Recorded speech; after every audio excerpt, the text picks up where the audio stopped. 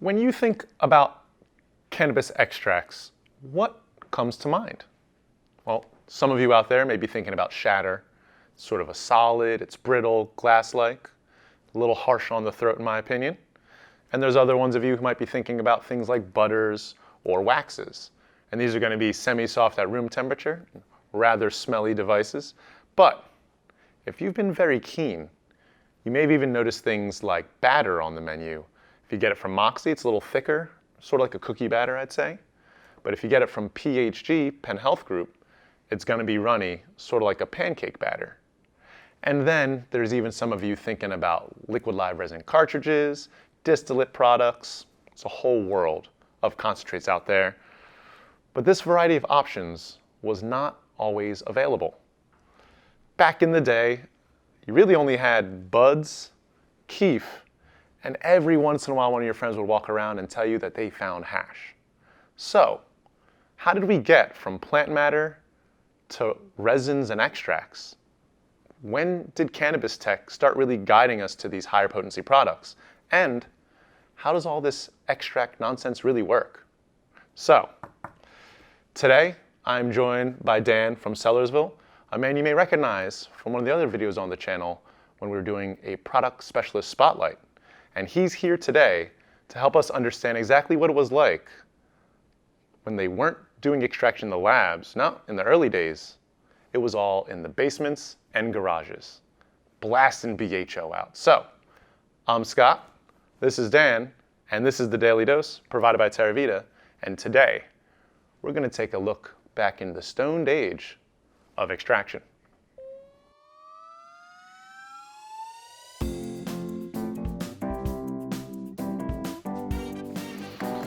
Well, welcome to the show, everybody. Thanks for joining me today. If you like these sort of topics, please consider subscribing, liking, sharing it. I think the algorithm likes it all, so feed it what it needs.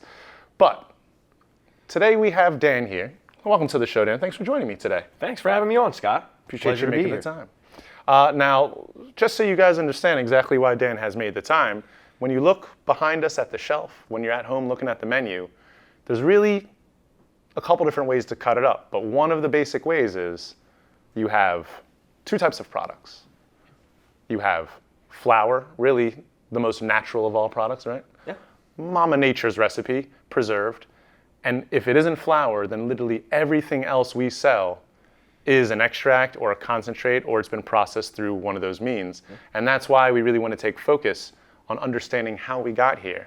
So before we get into it, let me just ask, Dan, since you have a history with extraction, how long have you been in the program, actually? About 2 years now. I've been in the medical marijuana program here in PA. 2 years of having to renew that cost none of us want to have to pay naturally. Yeah, exactly. Now, since you've been in the program for a while, what's your favorite concentrate so that people can know? What's your favorite, I would say, texture of concentrate, actually?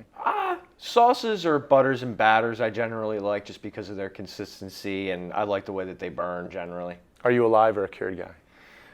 It goes back and forth. Generally, I like the live because of the higher terp content, but every once in a while, you'll catch me with the cured just because it's a strain that I like. Yeah, and honestly, like there's a couple of cured that really sneak in. Yeah, definitely. Ain't nothing wrong with that. Nope. The price is considerable, I think, at that point, too. Exactly. And one more question before we get into it.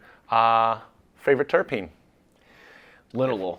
Linalool, really? Yes. Yeah, fool for the lool. I get it. That's it, man. It's never really dominant, though, too often. Right? No. It's a little hard to find, but, when you find it in that right percentage, that's why I like the purple strains. The purple strains seem to really love Purple strains really seem to bring it, right? Yeah. Linalool found in lavender for anybody out there in case you want to get a little thumb on exactly what we're talking about. But considering all of those things, we're here for extraction. When was the first time that you ran into extraction in your own cannabis history?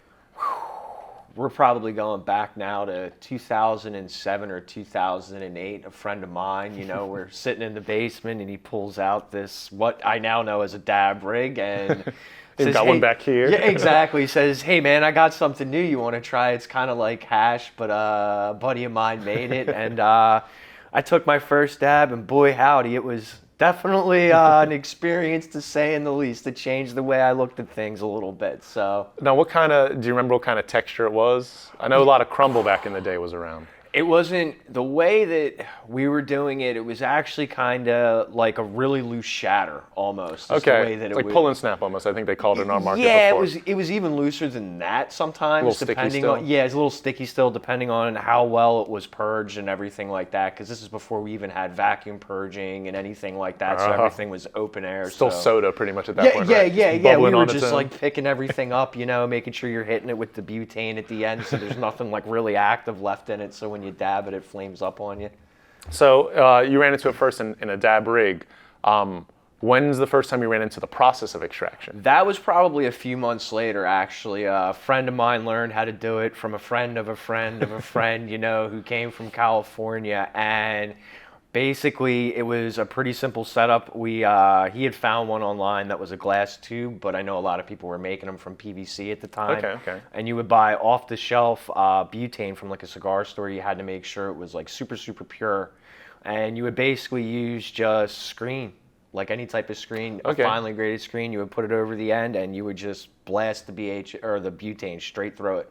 Right on. Could you actually see it kind of washing the plant? You would over actually and away? see it wash through if you had a clear glass container. If not, it would basically just come out at the bottom.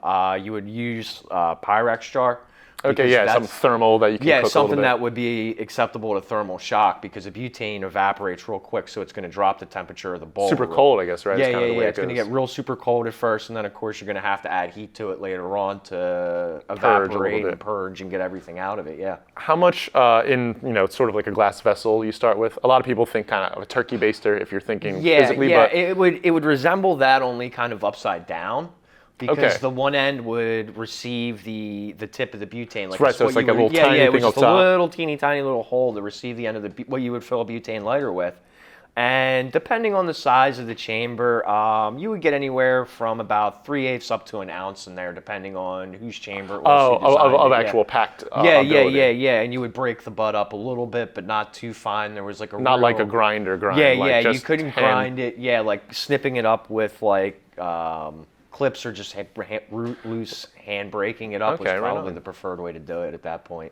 That's okay. So what would you say, we're dealing with what you said, like close to an ounce-ish in there? Yeah. So, somewhere probably. If you started with around an ounce, what would you get like out of, I guess, an ounce weight-wise? Would it be like an eighth of oil for an ounce, like kind of 8-to-1 or? Yeah, I would say somewhere around there. I would say about a 20% return, I guess, was about average. Now that I'm thinking back about it, to be honest with you, we never really like weighed anything pre and post, because we were just doing it to do it at the time. But like based on weights and what I know now, I would say, we were probably averaging about a 20% return after everything was all purged off and everything. That's not too bad.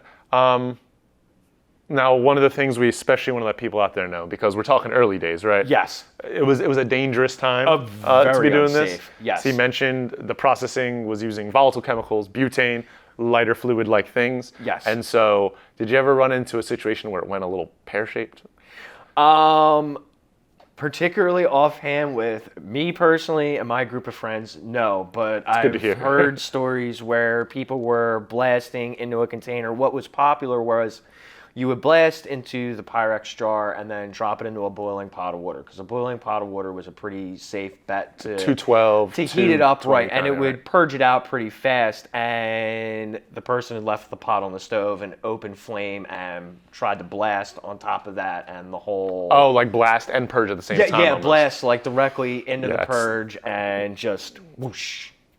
Now, I think we mentioned this actually in another video, just temperatures being always a concern, even if you're not blasting, even if you're not extracting. Yes.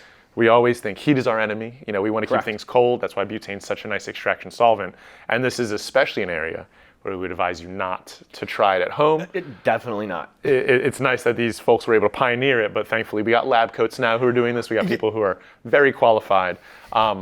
And we have people who still have their eyebrows to show for having done this back in the day, right? Yeah. Don't catch your kitchen curtains on fire, please. This is a very dangerous process. Yes. Yeah. And as you're thinking about it, so now I've seen videos online of this. It's nothing I've tried myself. Although we did press some rosin on the show before, so similar enough but not the same. Again, it's a little less explosive, I guess you could say, without any extraction solvents. Yes. But you're really taking the plant and washing it with butane in a way, and it'll sort of scrub all those oils out into sort of like a belly pan, if you will, just full of greasy, interesting oil.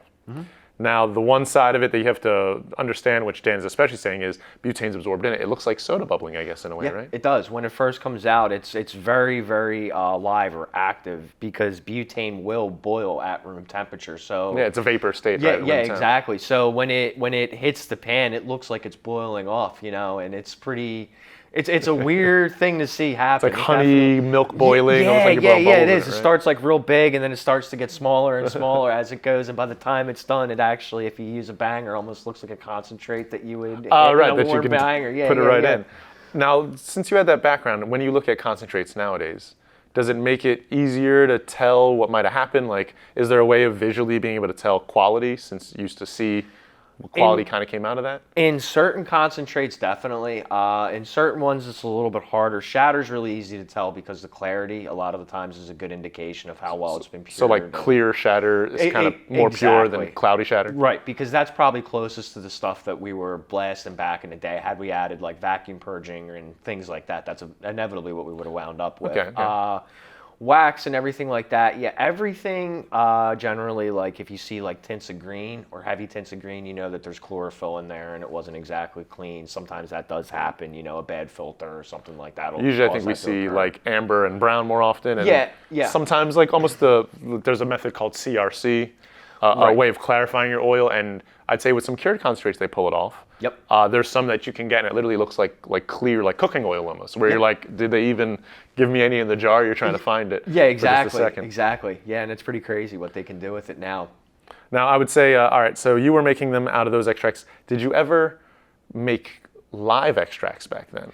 No, really, we didn't really have access because a live extract, like you said, is a live plant matter. Right. So that would require somebody who was growing at the time. A farmer friend, right? Right, a farmer friend, then somebody who had the extraction rig, and then somebody who would be able to either transport or facilitate the freezing of it, which would require A lot more, yeah. kitchen equipment at that point. Refrigerated in time. truck or something like that. Refrigerator truck, or liquid nitrogen, something of that nature to flash freeze the product and stuff like that. So really back then there wasn't much options for live extracts unless you were one of the few people that was lucky enough to either grow yourself or knew somebody that had a really fresh connection. Yeah, I think West Coast is probably where that was, if it at all was happening, probably there back then. Yeah, exactly. And you said the year, this was back in like 07, 08, you said, right? Correct. Mm-hmm. What's since you probably talked to a few folks back then, what's the earliest you think extraction was really going on of that nature, kind of in the cannabis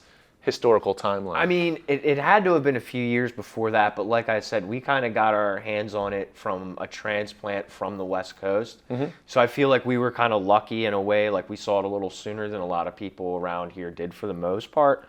I would say probably a few years earlier than that, early 2000s, maybe the end of the 90s. I know they were doing other types of extraction through like ice water and stuff like that, like bubble hash back in the day, but as far as hydrocarbon extraction, I'd say probably late 90s, probably very, very early 2000s.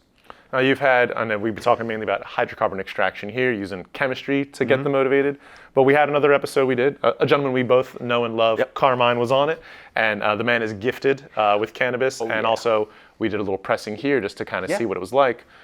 That uses heat and pressure versus cold and chemistry. Between the two, do you feel like there's a difference that you can appreciate, or what's the clearest thing in your mind? I like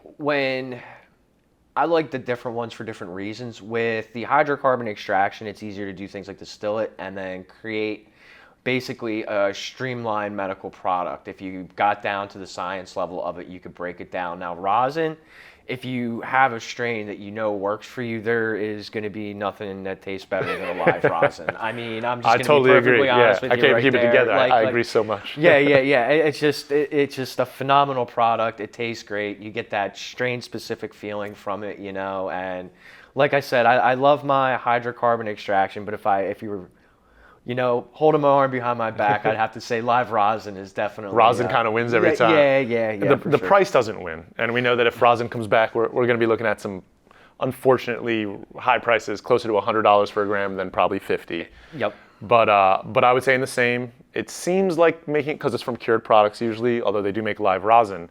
I think in our market, we've only really seen the cured. Similar, it's an extract, but the difference is palpable. I mean, it's like toasting your cannabis and squeezing it versus hydrocarbon.